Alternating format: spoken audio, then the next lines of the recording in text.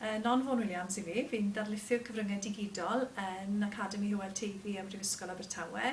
Dwi yn cael yng nghyflogi'n rhannol gan y Coleg Cymraeg Cenedlaethol ac yn rhannol gan y Prifysgol yn Abertawe. A dwi'n darlithio ar fodiwle cyfrwng Cymraeg, cyfryngau, a hefyd dwi'n ymwneud â gradd BA Cymraeg ar cyfryngau a gradd newydd sy'n dechrau mis Medi 2014, sef gradd BA Cyfryngau Chysylltiadau Cyhoeddus, felly mae hwnna'n gyffrous iawn. Mae yna fydd i fyfyrwyr i ddewis wneud modiwlau cyfrwng Cymraeg. Mae yna rai myfyrwyr sydd yn ni sy'n gwneud felly 3 modiwl cyfrwng Saesneg mewn blwyddyn, ond 3 modiwl cyfrwng Cymraeg. Mae yna eraill sy'n gwneud i gradd yn gyfan gwbl trwy gyfrwng y Gymraeg. Mae'r dewis na yn peri fod y myfyrwyr yn gyflogadwy achos mae gyda nhw feistrolaeth ar ddwy iaith gan gallu gweithio yn hyderus trwy gyfrwng y Gymraeg a'r Saesneg, ac mae wrth gwrs yn ddeniadol iawn i gyflogwyr yng Nghymru.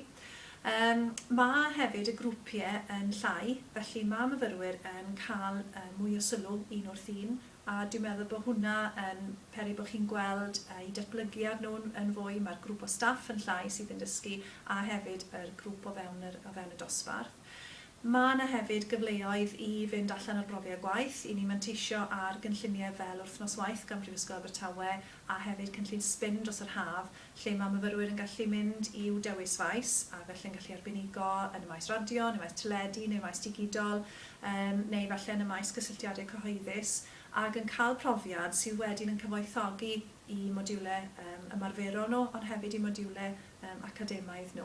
Ac ni'n trio wneud siŵr bod yn mynd mas o brofiad gwaith o'r flwyddyn gyntaf. Dwi'n meddwl rhywbeth ni'n gadael tan y drydedd flwyddyn, achos erbyn bod chi'n graddio yn y drydedd, chi eisiau bod nhw'n nabod pwy sy'n gweithio yn diwydiant. Maen nhw wedi gwneud cysylltiadau pwysig, ac maen nhw'n barod i gael eu cyflogi, barod am waith.